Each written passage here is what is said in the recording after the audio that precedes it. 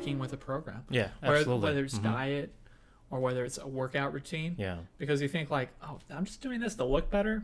Yeah. And I already got, maybe a girlfriend, a partner, a boyfriend, whatever. What's the real benefit here? Right. Also, another part is that, that is even better than just not having any purpose, right? Sure. I think, Sure. I just want to look better. That's way better than not having any purpose. But a lot of people, I can't really put a number to it, but a lot of people just do it because other people do it, right? Mm-hmm. This is where I wanted to talk about, the idea of totalitarianism. We talked about this before. Written by Herbert Marcuse in 1964. He was German.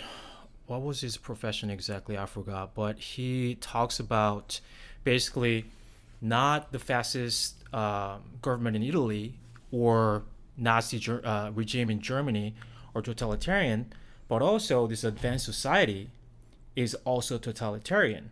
And this is coming from the guy who was in, Germany at the time. And, during World War II, he came to the States, became a citizen. And he basically argues that under this umbrella of consumerist and technological capitalism, it controls our desire and need, right? And they feed this desire to one, right? And that's why he argues that it is almost impossible to be completely free and therefore making changes. Yeah. Right? Yeah, because this fitness routine and regime here falls under an umbrella, essentially, right? They assign the value of what healthiness looks like, what attractiveness looks like. And so you fall under this mold, essentially, that you have to fall and look a specific way in order to be healthy, to be fit, to have this kind of lifestyle. Right. And we never even think to question it. It's funny, this is the weird thing and the unfortunate thing about human beings. We initially want to trust and believe anything we hear or see. So a lot of times it's like we've never even asked, well, wait, why is that considered the standard for beauty? Or why is that considered the standard for fitness? And why is it considered the standard for health? These are such complex terms that the fitness industry makes very shallow.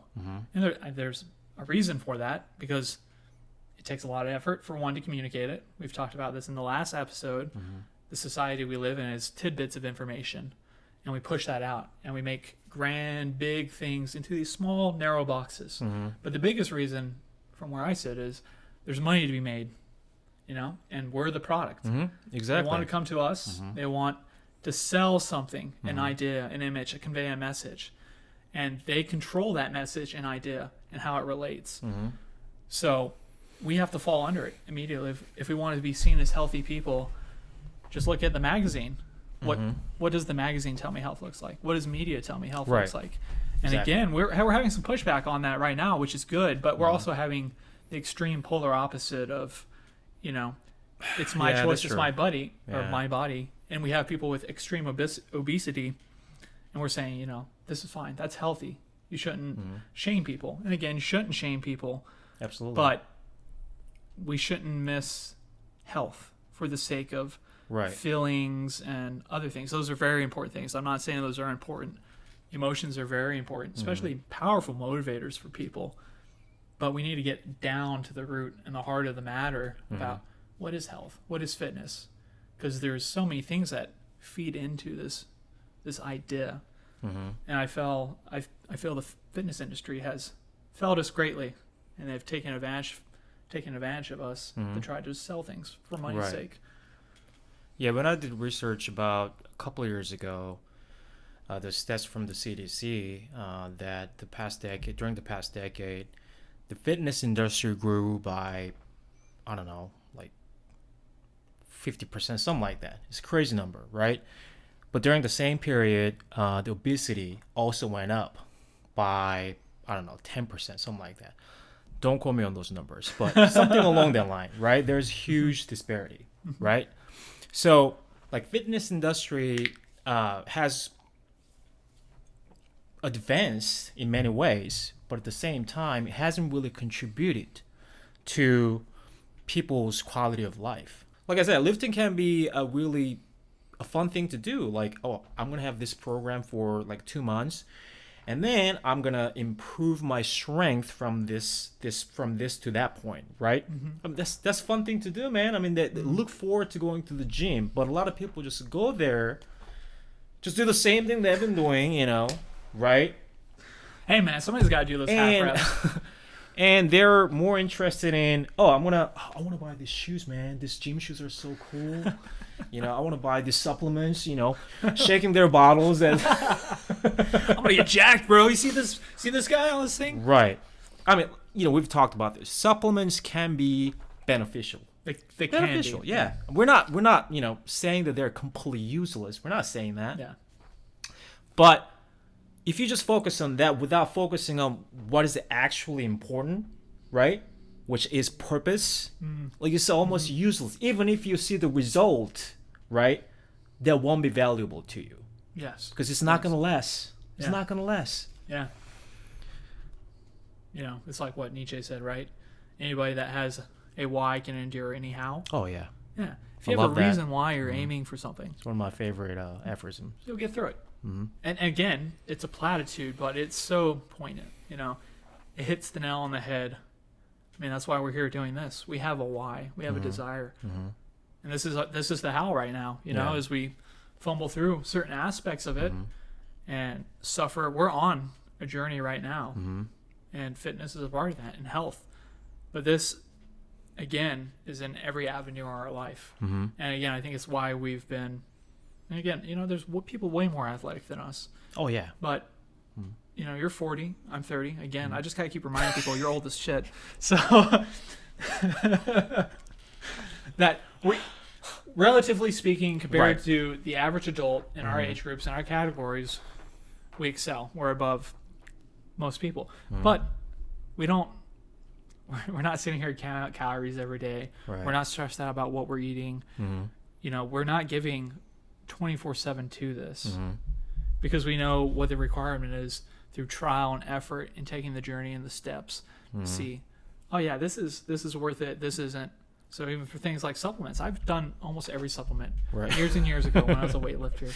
I remember that. Yeah, and it's just I've realized your duffel bag full of yeah, hang on bro, I gotta get these gains.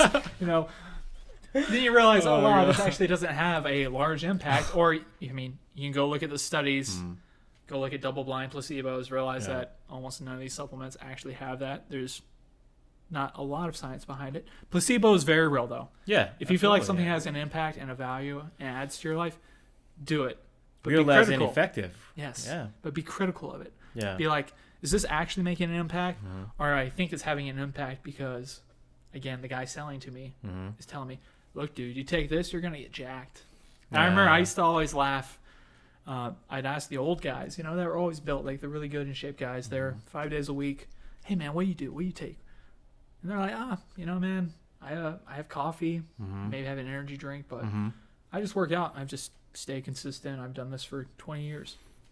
And I always thought, like, oh, that's bullshit. There's no way. That's not what it is. But now I'm 30. I have people come up and ask me, hey, man, what's your routine? What do you do? I rock climb. I just live an active life. Yeah. I just live an active life for the most part. And that's it. There's like some things we do in our training routines, but they all have a progression. They all have a purpose. Exactly. Nothing is without purpose that we do. True. In regards to our fitness. And, that's why we do a lot of things, right? Because they all serve different purposes. And not just the purposes, but also has to do with your desire as well. For example, I like to lift, right? You recently started lifting with me, loving just it, because loving it again, actually, though. But we do so to gain more strength. That's why we recently changed our routine to less reps and heavier weights, right? And also, that's for strength. We do hiking, for fun. Like I said, it's not all about purpose. It has purpose. More importantly, we love to do it. We just love it, right? Yeah. I mean, climbing too. I mean, you've been climbing for many years. We started actually together, and then I quit because of an injury, Yeah. not because of other reason. But I just recently started again. I'm loving it. Crushing it too. Yeah, and like you like you said, climbing, we get to go outside. Hiking is involved. Get to see the beautiful sceneries. There's so much to it, and I love Muay Thai because that explosiveness. Actually, you do a lot of things with your body that you wouldn't do with other sports. Well, I'm not criticizing any other sports here, but I just like the feeling of pushing myself when I'm like unable to breathe. You know, it's like similar to sprinting when you're like when you can breathe. Almost like that. But the difference is that you have your opponent right in front of you.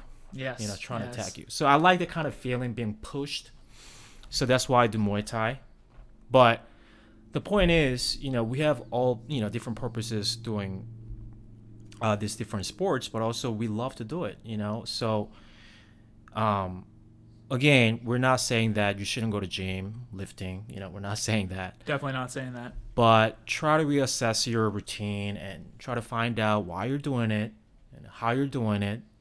How the progression has been, and think about what you would love to try. Right, and try new stuff too. Otherwise, you're never going to find out what you love or what you what can be potentially love of your life. Right. Absolutely. And it's amazing. I hear this from a lot of people, and I've definitely related with it. But feeling like I don't have any passion or anything that like stands aside from other things that just speaks to me. And when I heard people that felt they were born with purpose or found it very early, I always thought like, man, that's amazing. I can't even imagine having purpose. Wow. Yeah. But it is possible. It's work though. Some people are born and they naturally know and they see it. And it's so obvious. But I think the vast majority of people feel aimless and without purpose. But the only way you can do that in a lot of ways is you have to create purpose. You have to create meaning. And there will be things that you do that speak to you more than other things. That are more in line with you physiologically, spiritually, emotionally. And those things are the things you should pursue. Yeah. Because your love will grow deeper for them. Yeah. Yeah, I like that part where you said you can create your purpose. Absolutely. We may have destiny for sure. I'm just saying this because I don't believe in it, but I'm just saying this because I just can't. You can't remove it. Yeah, you can't dismiss it. Right, but for a fact, I know that you can create your purpose. Absolutely. And then doing so, you got to be really careful. Just don't write it down. That you've seen before, or you feel like this is a great. Even Socrates or Plato, whoever, right? Just don't take it, absorb it, and then try to make it yours, because that's not yours, because you never actually, what's the word? Ruminate it, Good word, yeah. So try to think about it carefully and with enough time, right? Yeah, dwell on it. I know we live in a instant gratification culture and community currently with the advancement of technology and things of that nature.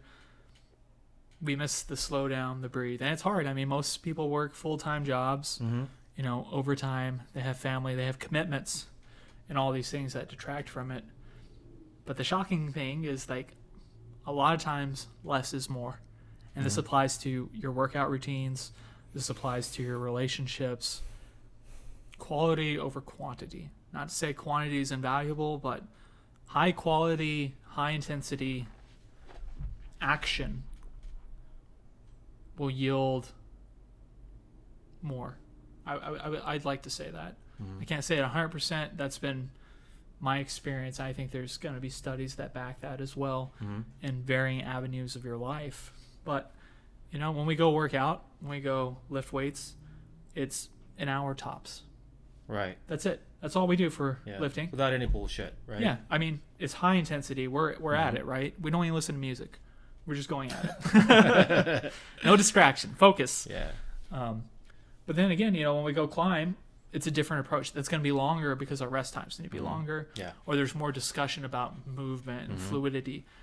But again, we try to be focused, purpose, intentful, and that's where you'll see a lot of progress because you learn your body adapts differently. When, like you were talking about with Musashi, you're engaging and you're wrestling with these concepts, Yes. examining it thoroughly, Yes. in and out, and eventually it becomes habit.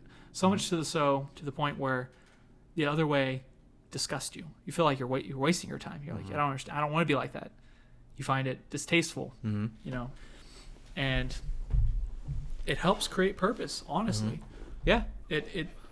it solidifies the mind. It's meditation. It's focus, and it's Which it's is also freeing. practice, which can get better. Yeah, You know, yeah, that's another part. And another thing that I wanted to say about working out is that we don't listen to music because we don't need distraction. You know, I don't like distraction. You know, I like to focus on what I'm doing, you know, from A to Z. Otherwise, I can get hurt. You know, I can Yeah. waste time. There are a lot of bad things about it. When I run too, like I don't listen to music. I like to focus on my, you know, state of my body. You know, otherwise, I don't know what I'm doing. yeah, Right? Like Musashi said, practice to the point, you know, I told you this is one of my favorite parts of the book. Practice, I mean, he says to practice throughout the book, but it's a mantra. yeah, but also he says that practice to the point where your movement becomes completely free from the skills and techniques, right? I love that part. Yeah.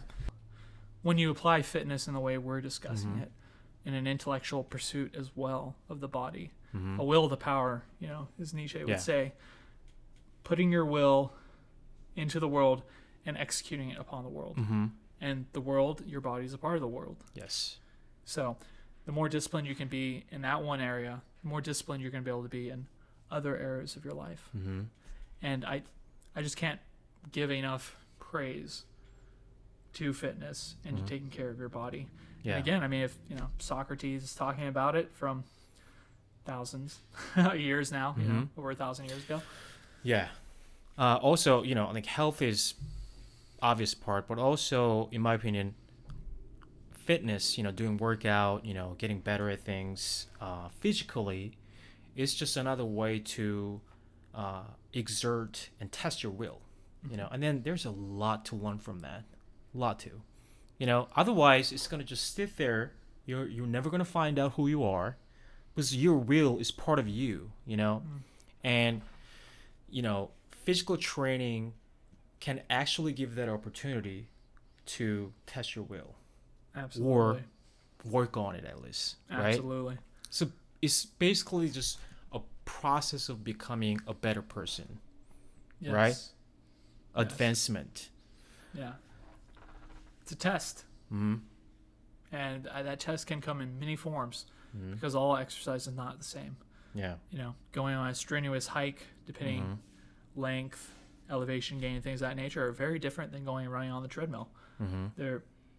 You respond in very different ways to that stimuli. And again, like we mentioned before, different stimuli will speak to you in a different way. But the only way to know how it's going to speak to you is to go try it and give it a fair shot. And sometimes you gotta try things multiple times. Sometimes you know instantly, like, no, this isn't for me. Yeah. But again, what are you potentially leaving on the table by not trying it? And that's one exciting thing that we're going to be doing. So as we travel, we're going to be doing a whole bunch of different physical activities. Yes. Things that we're not good at. You know, we're going to be in Thailand.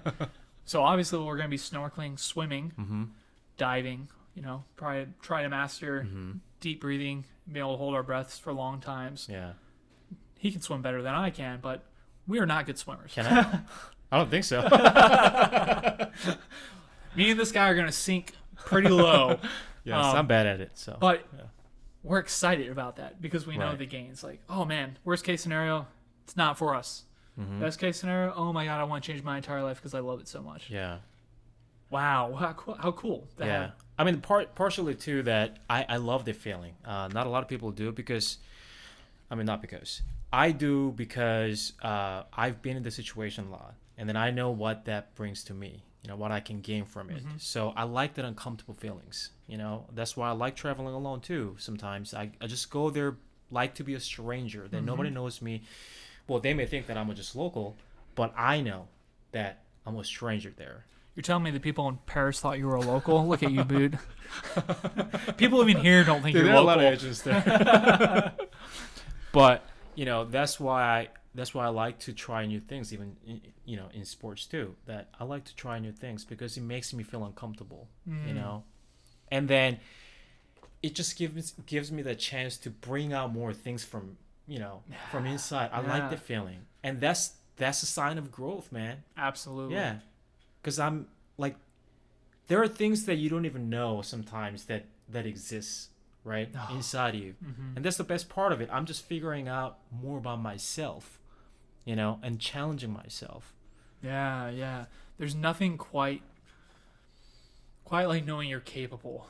And I think, again, you only get that through going through being incapable and developing capability. Yeah. That's why it feels good for you to travel alone. You know you're going to figure out. You know you're okay. Yes. Even though if you're uncomfortable, Yeah, even things especially might be... these days. Come on, you have your phone. Nothing to worry about. Yeah, really. Other than short of going to the criminals, Amazon, or some very remote places or very dangerous places, for the most part, you're capable and you can survive. Yeah. And as you get more experience, you feel more confident. And that, again, spreads to other areas of your life. That confidence. People see that and they can sense it. And you'll hear it all the time. You want to be a more attractive person, be confident. Give an air of confidence.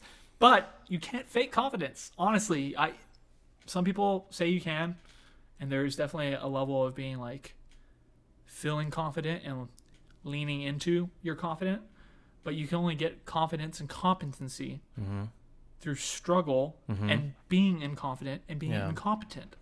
And you have to take those efforts to bridge that gap. And I mean, just feeling capable is, as a human being, man or woman, is just so freeing. Yeah. You're no longer bound by necessarily people's social expectation of you, or if you work for a job, a boss that mistreats you, or coworkers that mistreat you. You can speak up. You're like, no, I'm more valuable than that.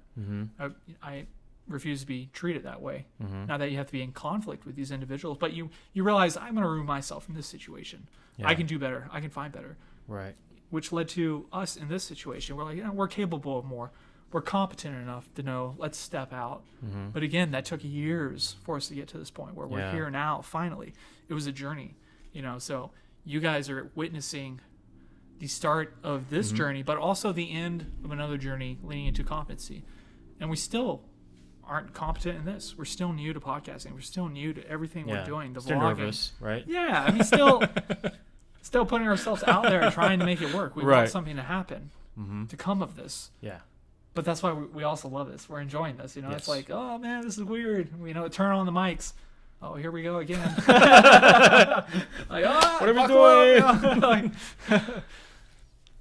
I think that's an exciting thing, and I think we're getting close to wrapping up here now. But I want to just give a thank you to everybody that's already given us your feedback, and truly appreciate it. And again, if there's anything we can do that would add value to your life or conversations you'd like to hear or see, we're multifaceted individuals that love talking about a lot of different things. And if we don't have a knowledge on it, we're not going to come here and bullshit you. Well, we'll let you know. Again, like a lot of things we share aren't necessarily our own thoughts. They're things we've read, we've processed, we digest it, and we're now, for lack of a better term, regurgitating them in a way. They've been filtered through us and our life experience to hopefully add value to yours. So we'd love to hear your feedback as well, so we can then filter it in another way, and we can change and we can work together on this, this theory of living. And again, if you guys are curious about what we do for workout routines and you want a more in-depth analysis, again, we went pretty light on it because we're not going to give you a panacea. We don't have the pill that's going to get you in shape or things like that, because it's complex. And again, we want you to investigate it. We want you to go out there and do the work. But if we can help and assist in some way, or there's a curiosity, more than happy. And we're going to do vlogs of climbing, probably some lifting, and Muay Thai, obviously. But please give us your feedback. Yeah. I guess that's this week's episode, right? Yeah. And honestly, we haven't really decided what we're going to talk about on the next episode, but please let us know if you have any good idea. Not that we're lazy, that we haven't really prepared. No, we're just really open to everything right now, because really, currently we're cautious of choosing what to talk about, right? Correct. We don't want to just talk about anything, Yeah. right? This is your guys' podcast as well, in your vlog. Yes. We want you to be engaged and have some feedback because Right. again, without you, we couldn't do this. Mm-hmm. We would even if nobody was listening because there's value in it. The value Right. in the struggle, but Mm-hmm. we want to add value to your life. Yes. But yeah, I think that's it. Okay. All right. Thank you. Bye, Thanks. guys. That's this week's episode of the Theory of Your Living podcast. Thank you for listening with us. We're Cody and Kai. Don't forget to join us next week for another episode. And if you'd like to help support us, we have a Patreon page where you can subscribe for exclusive content. Also, please share it with others who you think may find value in our discussion. Leave a rating, a review, and please subscribe to the podcast and the YouTube. Thank you again. See you later.